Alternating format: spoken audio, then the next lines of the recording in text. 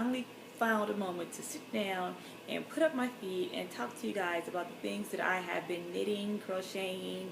Oh man, I'm not getting up. Knitting. I forgot to bring in one of the things that I finished, but whatever. Okay. Anyways, for those of you who don't know, and just a reminder for those of you who do, I podcast from my home, so you may hear home sounds.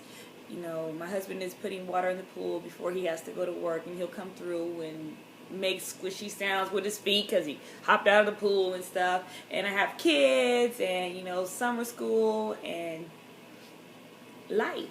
That's what it is.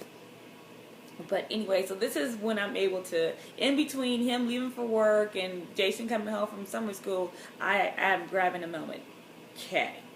So, for those of you who follow me on Instagram, you will know that about a week ago, I had a visitor for a solid week. And the visitor was my cousin. Well, she's not even a visitor. She's family, right? So I had family to come over, and her name was Alana. Alana's in the 2nd grade, and she is my second cousin. Her father and I were raised together. We were raised in the same home, and I'm fortunate enough to have him live over on the other side of the city. So, which is where I live is about a 2-hour drive from where we were raised. So that's great. Okay.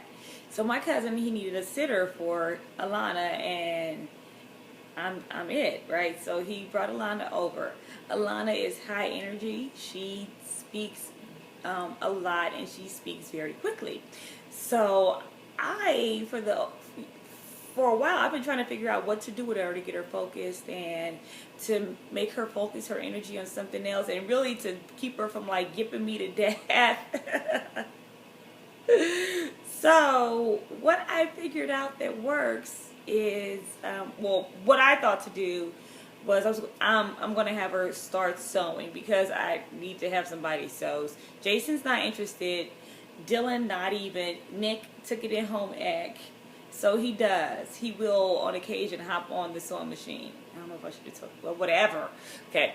So I'm like, oh, well, then I'll have her sew. Well, I need to teach her how to be crafty while she's, as opposed to sitting here and watching the TV shows that they have on the Disney Channel that are like ridiculous that she's so into. I cannot get with those shows.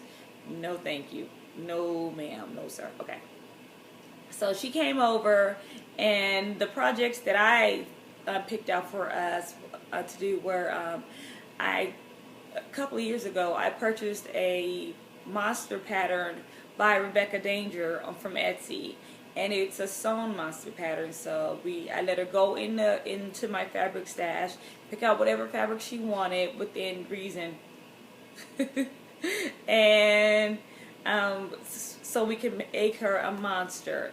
And then also her monster needed a quilt, so I let her pick out fabric for her monster's quilt, and I also let her sit there and quilt. And so help with the sewing of the monster and the stuffing of the monster and everything she helped with. So it was a wonderful experience because come to find out that when she grows up, she wants to be a fashion designer, and this was like totally unknown to me. And when her parents came, they told me that she wants to be a designer, so I'm all excited. So when she was sewing, she was like, you know what? I can learn how to sew. And then, because she said, I thought I was going to be the type of designer that just drew the pictures and then gave everybody else the work to do. But now I can be the designer that draws the pictures and makes the clothing. So I'm like, yeah, you can even make your own clothing for when you get older and go to school, and no one will have clothing like you. So anyways, that was a wonderful, wonderful, wonderful experience, right? Super, super good. So if you guys want to see what she made, then oh no, I have pictures on my iPad. So at the end of the podcast, I'll put in pictures of what she made, because it was a week of us crafting and doing stuff, and it ended up going from the monster to the monster needed hair, then the monster needed an apron. Right. And at the end of the week, I was I wanted to find other things for her to do. and I wanted to try out my hand at polymer clay only because I have become obsessed with this ring that looks like, you know, those rainbow color lollipops. Yeah, I want, and oh, and there's a ring too that looks like a cake, a birthday cake that I want, and I have become obsessed with like crazy. But I am too cheap to spend $24 plus shipping and handling, or $15 plus shipping and handling. When I'm like, I can do it myself. I can buy the clay. I can get experience. It'll be okay. It'll be good enough, right? So the last day that she was here, we were doing some clay stuff. Well, my husband and I went to Joann's because coupon, and yeah. So when we went to Joann's to go look for clay stuff, the Martha Stewart has like air dry clay, and it was on sale. Her stuff was on sale. So we brought the molds, right? And we even went to Michael's. I got a 40% off coupon. Oh man, it expires July the 12th. We better get on it. Okay, so these are the molds. There's another one in here somewhere, right? So these are the molds that I got because they were super cheap. And Martha Stewart makes an air dry clay that goes in here. Now, when I was researching about what to do and stuff, I came across there's a Mod Podge melt and pour. It's like you put it in your glue gun, and it melts it, and you pour it in like these silicone molds. Like, I'm using like a lot. You pour it in these silicone molds, and then you pop it out, and you have things that you could use for paper crafting or rings or whatever. I was all about it, but I didn't know if I wanted to get any Mod Podge to put in my glue gun. If you look on YouTube and you look on the web, you will find answers you will basically find what you're looking for. If you want an alternative to something, you can find it, right? Okay. So, but which is a bad thing too. Anywho, what I found out was that you can use your hot glue gun in these molds. Try it at your own risk. I did. I used my hot glue gun, and to me it worked a lot better. So yeah. So what we did was and I bought a one of those cool glue guns. The tips are just hot, but it pours out cooler, so she could use.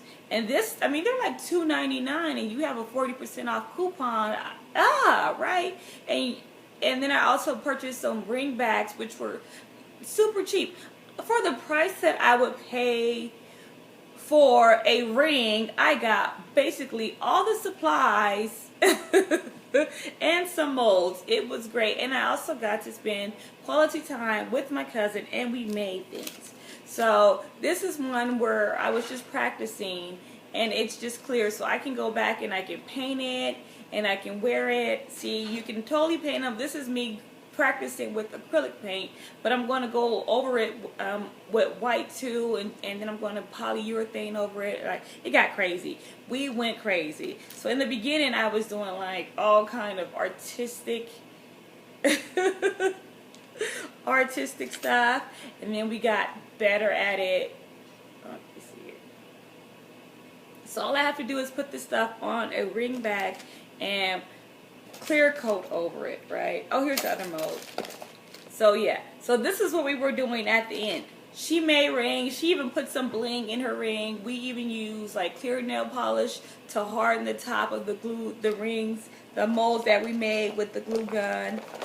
See, here's a little one. But we use clear polish to harden it. You can even use glitter polish, but this is something good and inexpensive that you can do with the kids for summer. I even found a tutorial to where you can make your own, what is it called? It's air dried clay, but it's made with glue, cornstarch, and oil. Anyways, I'll put it in the group. It was so much fun. We did that too. We did it too. It was so fun. So I've been doing that, right? I did try to make my ring. And I used the air dry clay that I made from the glue, and it came out okay. It did come out okay. I put it outside to dry, and I don't know where my husband moved it, so I can't show you guys. Anyways, yeah, right, okay. So in between that, right, I'm on Instagram, and I see that there's a lady on Instagram who I absolutely love. I follow her, and you should follow her too if you're on Instagram. Suregal. Okay, that's her Instagram name. She is so sweet and kind, and she's such a beautiful crocheter. She crochets beautiful stuff. She knits beautiful stuff. As a matter of fact, I started following her when she was doing the year-long Intarsia. She was like knitting her year, and she was making these little tiny squares of color work. It was great, unbelievable. As a matter of fact, if you are in California and you're going to the LA County, if you're going to the fair, her work is going to be at the fair. I don't do the fair because I had a bad experience at the fair. My mom passed out from heat exhaustion, so I don't go. I don't do the fair. But if you're there and you see a big old piece of a blanket that's a whole lot of color work, it's more than likely hers. Anyway, she's doing this thing called that I think Red Heart is doing. There's an app that puts out a granny square a week. She's doing it. And girl, you know, I had to follow the leader on this one. So I got the app. It's totally free on your iPad. I don't know if you can get it on the Droid. I haven't checked for it on my phone because I have an Android phone but an iPad. But it's totally free on your iPad, and every week they put out a granny square. So last week I was catching up.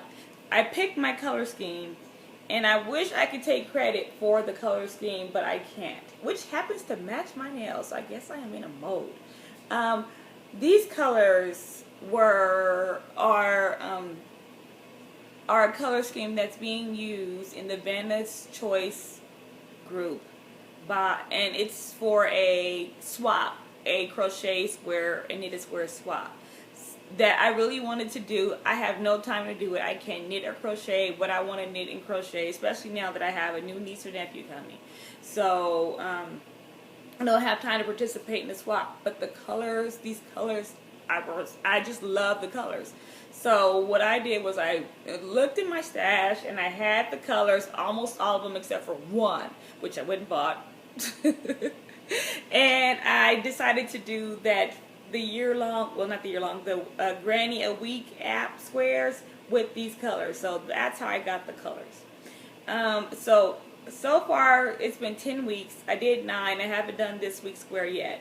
So these are the colors. This one is a cream block.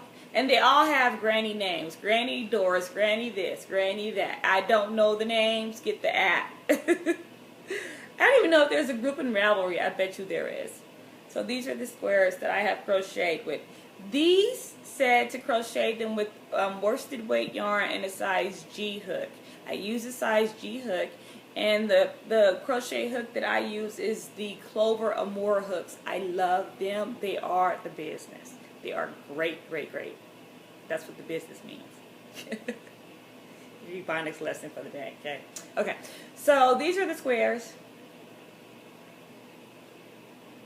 If you are interested in learning how to crochet, I think you should do it. It's a bit, me and my ends. It is a good thing to have under your belt. Crochet edgings look good on knitted things. And also, I did it, I was highly interested in it, but I did it to give my hands a break from knitting. It's a different type of thing. So these are my squares, right? 9 squares go down, 1 to go. So that's what I've done. Yeah, okay. So since I was crocheting, you guys. Oh, wait. Well, yeah, okay. I wanted to tell you before I forget, because you guys know that I will, right? If you guys watched the last episode, I told you that I was almost done with my dinner at the Eiffel Tower shawl. I did ended up doing my bind off while I was watching the Lego movie, and it's done. All I need to do is soak it and block it. I'm very happy with it. I'm glad that I did bind it off as opposed to just plugging through with it, because once I'm over something, I'm over it, right? But the problem is that now I want to cast on another shawl. But I am not, because I need to just finish up my socks and finish up what I have going on. And my sister's coming this week, so I need to finish up her quilt so she can take it home. Okay.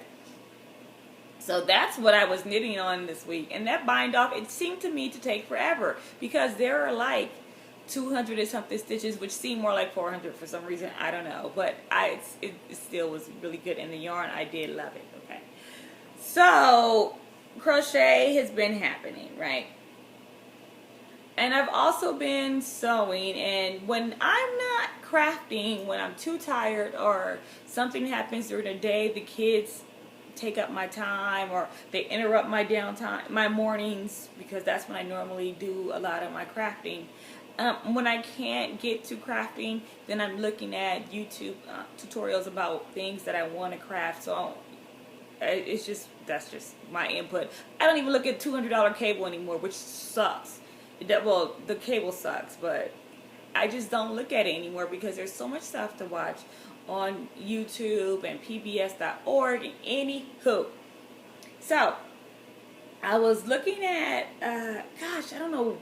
I was looking at something on YouTube, which led me to Bunny Trail, which led me everywhere, which led me to this site, which for aprons, right? Because my mom asked for an apron. And she wanted the apron to look like the one that I made my sister. I couldn't make it look just like the one that I made my sister because I just can't do the same thing twice. I don't think I can. So I made my mom an apron, which got me to thinking that I should make more aprons, and I kind of want them to look vintagey, yada yada. Led me to a website, and on this website, not only did this woman have aprons, but she also had pot holders. And the pot holders were so nice, and they were crocheted, right? So I'm like all about it. I'm like, woohoo! Yeah, crocheted, vintage inspired. Vintage looking too, pot holders that were $24. $24, people. I could not, no. And then I looked to see, because I just wanted to see if she had sold them, and yeah, they were sold, right? Okay. I went on, I'm like, oh no, I'm not paying $24 for a pot holder that's super cute, and I would love to give these to people, right? So I went on Ravelry, I did a search for pot holders, and then I just narrowed it down to flowers. I found the pattern and I made it. The pattern is free, okay? So the name of the pattern is Beauty Rose Pot Holder number 9446, right? Once you click on that, it will take you to another site where it's like a vintage inspired. Use your words, Nikki. That's what Sue says. It's a site that has old crochet books, the old patterns from crochet books on there. So, I went there and I did it. I just got the pattern and I did it. It took a minute for me to figure it out. I read through it like I normally do, and I did it. So, we got just a little backstory on the colors. Okay, so we have a couple of friends that live 2 houses down, and it's like crazy how we've met these people. I've been living here for 8 years, okay, and I met the husband one time. So nice, but two friends of ours, a couple knew these people because their sons and daughters are married. That son and daughter are married, basically, right? So we finally met each other at a party, even though we live 1 house down, and we've become good friends. This couple is remodeling their home, and they asked us if we could use some shutters that they were having. They didn't want to throw them away. It was very nice. The wife did, and the husband was like, I don't care if I throw them away or not. I'm like, sure, it's free. My favorite price. Yeah. So the other day we got the shutters. My husband put them up and they look great. The only problem is that they are in this room, which is the green room, and a lot of our home is wood because my husband does woodworking, and the shutters are white.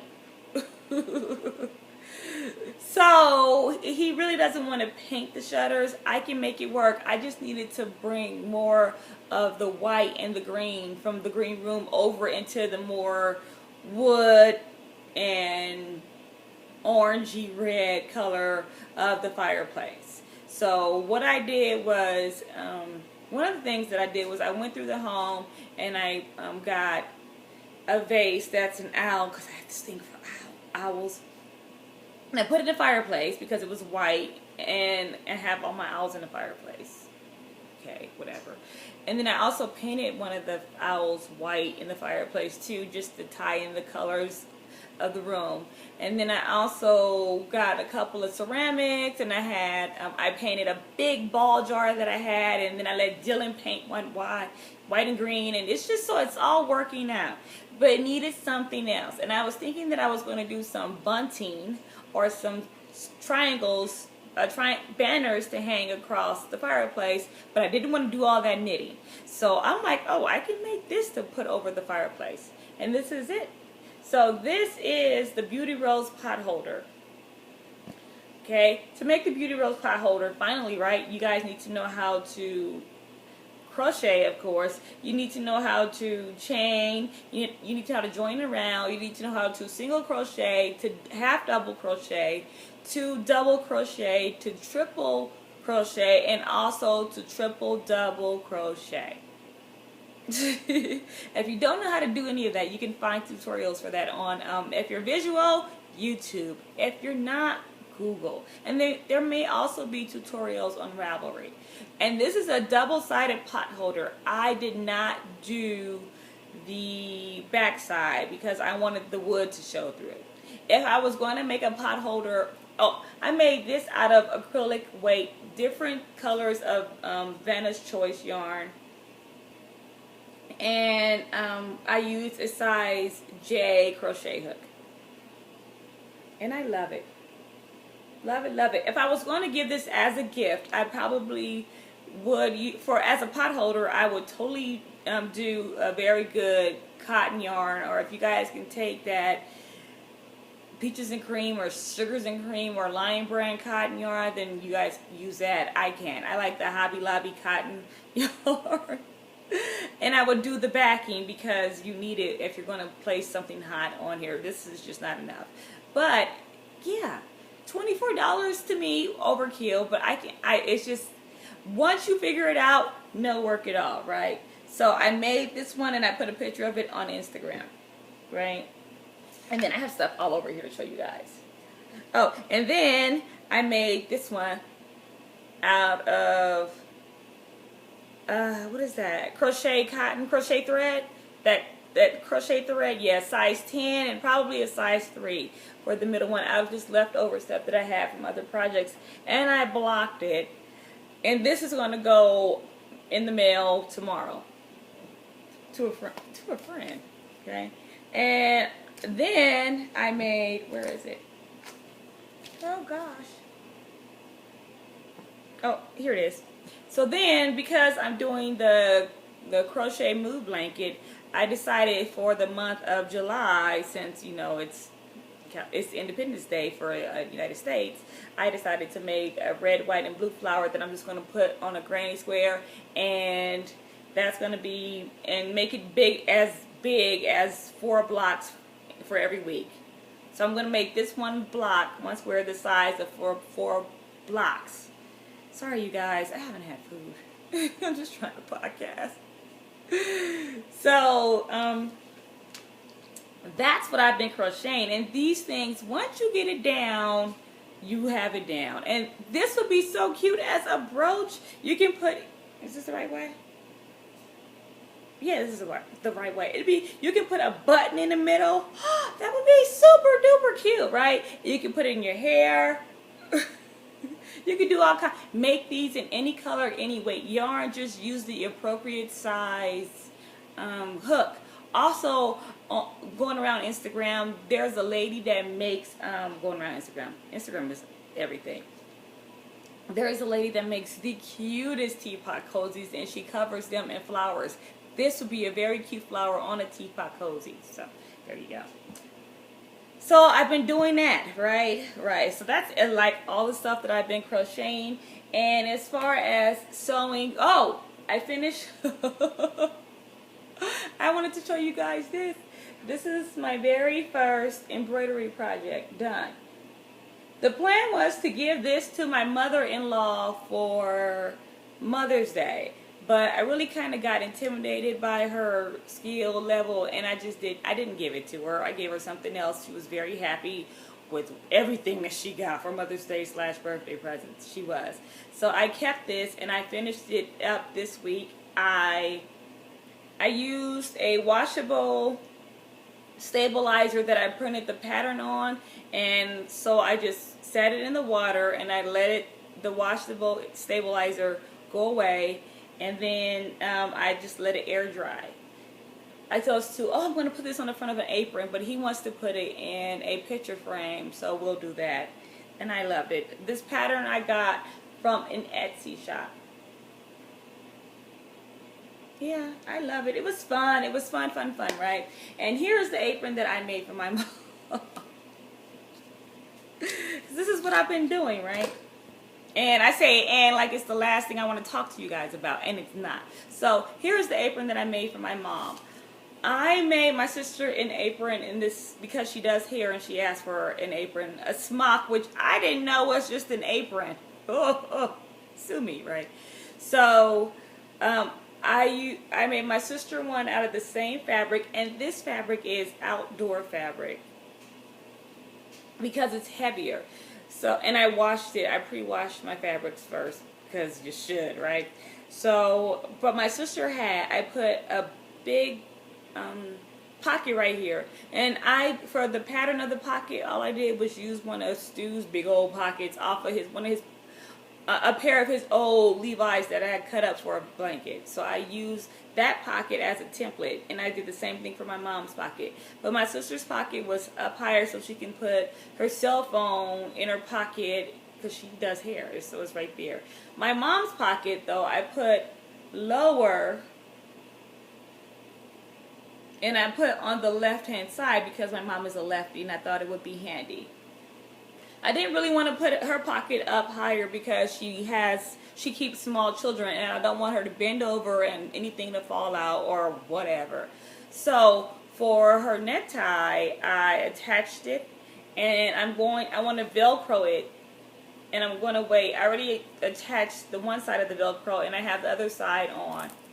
So when I go to her house, oh no, I'm going to use my sister because the plan was I was going to go to my mother's house and I was going to measure her, and then I was going to hand stitch the Velcro on so it'll be perfect for her. But since I'm not going down there, my sister's coming up here, then I'll just probably use my sister to gauge where I should sew this for my mom. And the straps I made super long so she could wrap around her twice, and I had a little practice on using my ruffle foot. Yeah, so that's my mom's apron. Oh, and the binding.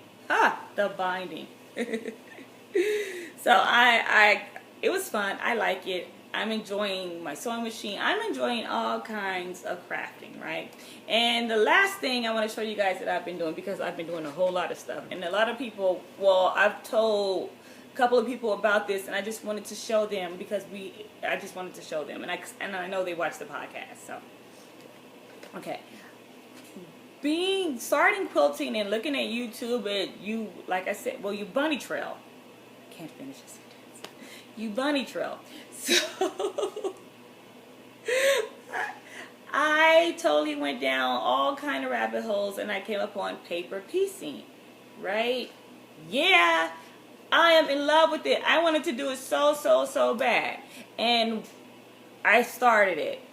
What I did was, and whenever I want to do a craft, I look at it, it's ridiculous. it's ridiculous. My husband and I are the total opposite. If he wants to do something, he does it. He doesn't do any research. He just does it, right? I will research the heck out of it. I will stay up till late at night and be grumpy the next morning because I'm looking at tutorials or reading websites about how to do it or different ways to do it. And that's what I did for the paper piecing of the hexagons, right? Because I like that shape. So people were saying that they went to Joann's, purchased a hexagon cutter, and that's how they would cut out their templates to paper piece the hexagons. Okay. If you don't know what I'm talking about, trust me, I'll get to it. So I did the same thing. I thought that that would be a better way to get your template for me. So what I did was I went to Joann's, because I love it there, and I purchased this one. I think it's the large one or the extra large. I can't remember. I think it's the large one. So I purchased this this paper punch. It's a paper punch, right? And I am punching out manila folders, right? I tried a couple of things, and what works better for me are manila folders. We have a lot of them from old office projects and stuff, and so I've been punching out manila folders into this shape. And what I do is I pre-cut fabric, and this is some old fabric that I purchased scraps from. I got a lot of scraps off of Etsy for $3. And I mean, this woman shipped incredibly quick, right? This is just some of them. So I pre-cut my shapes because you're supposed to leave a 1/4 inch around here. So this is what you do. You leave a 1/4 inch or more. I leave, because I'm not good, so I have to leave a 1/2 inch around your template. And then you fold down and you stitch. You just put one stitch and then you fold it down again. And then you stitch in your corner, stitch, and you stitch, and then you'll come out with a hexagon, right? Then what you do is, and this is the back of it. Okay, so then what you do is iron your hexagon, and then you can remove your manila template or whatever you use. You can use, some people use plain paper, some people use freezer paper. You can use anything that's sturdy, because my husband got white paint on the wall. We have to repaint the green room, so he went to go find, because he tried to color match it and it's impossible, right? So he went to go find to Home Depot and got different paint samples or paint chip samples. You can use this. I don't know about painting, ironing on them, but I haven't tried it. But I had Dylan cut them up because that was something good for him to do. And I also had him cut some of these too, because it's a good way to keep him busy and out of my hair. So I've been into this, and it's so far so good. It's a different thing for me to do with my hands. One thing that I would recommend, and this is what everybody recommends, is that you have dedicated scissors for your fabric and dedicated scissors for your paper. So I do. And I also have thread, two kinds of scissors, thread, and hand quilting thread, because I had already purchased it, right? Some people say you should use hand quilting thread. Some people say that you should use polyester thread because of the friction that you're causing when you're going through the pulling the yarn through. I've been using my hand quilting cotton thread with no problem, 100% cotton with no problem. But yeah, what I'm going to do eventually is put them all together into flowers and then attach the flowers. But it is still something good. To me, there's something soothing about working with your hands, and this is just another thing that makes me happy that I'm doing right now. What I want to do to my mom's pocket is make a 1/2 hexagon flower and applique it to her pocket. So that's what I have to do before my sister leaves on Monday, and that will be done, right? The very last thing that I wanted to show you guys is that with me doing all this sewing and hand stitching and stuff, I really didn't have a good pin cushion. Well, I do have to have a huge pin cushion. It's great. I made it. It's great, right? So I have, a couple of pin cushions, but I don't have any that. Okay. When I am at the sewing machine, for some reason I am putting pins everywhere but on the pin cushion because it's so big that it has to be in front of the machine. So I needed a pin cushion that I can have on my wrist, and when I'm sewing, I needed one that I could have hand stitching. I needed one that I could have on my finger. So that's what I made. I made these out of fleece, a yogurt container. I don't think it was yogurt. It was a cottage cheese. Cottage cheese container. This is elastic, and then these are just some dots that I had, and this is a ring back that I purchased when we did the rings for the polymer clay. Right, this one is super duper duper handy. The only thing is and the templates, I have cookie cutters, and I use the cookie cutter as a template. Right? So yeah, and I hand stitched these, and these come in super duper duper handy. I was not about to pay for one, but I had everything that I needed here. So yeah, 36 minutes in, and I think I have shared everything with you guys that I have been doing. Right? I've been busy. I feel like I haven't been busy enough, but I guess I have been busy making stuff. For me, making a lot of little things, it serves the the purpose. It makes me feel good. It feels like I'm getting stuff done, as opposed to just trying to plug away on one project right now. And I don't know if I'll ever get back in the mode where, maybe I won't, where I need to work on a project and plug away at it. Although I really did want to cast on a shawl. But for right now, just knitting on, crocheting on, stitching on, working on the little things, and getting little things done makes me feel happy. Okay. So the positive thought of this episode is to believe in yourself. That is the positive thought. Number one is the positive thought because I have become obsessed with the Lego Movie. Love it, love it, love it. My husband bought it for me. I put it on Instagram. I put everything on Instagram that I can. I love it, love it, love it to death. I've watched it a lot since I've had it. Yeah. But one of the main thoughts of the movie is to believe in yourself. You are special. The only thing that makes you special is for you to believe that you are, and that's it. Believe that you're special and you are that. Believe that you can do anything that you set your mind out to do, and you can. It may take some practice, it may take some work, it may take some trial and error, but you can do it. I'm not great. I'm not an artist. I can't draw, but I believe that I can make that rainbow ring, or I believe that I can make an apron, or I believe that with practice I can crochet this or sew that, and I believe it. I believe in myself.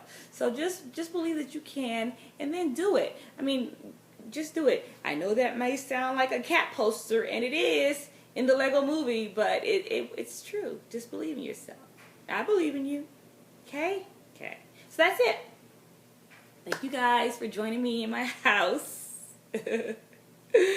And I hope you guys have a wonderful week full of knitting, crocheting, sewing, crafting, doing whatever makes your heart happy. And I hope that you guys will come back here and join me next time somewhere where I'll be positively knitting. Bye.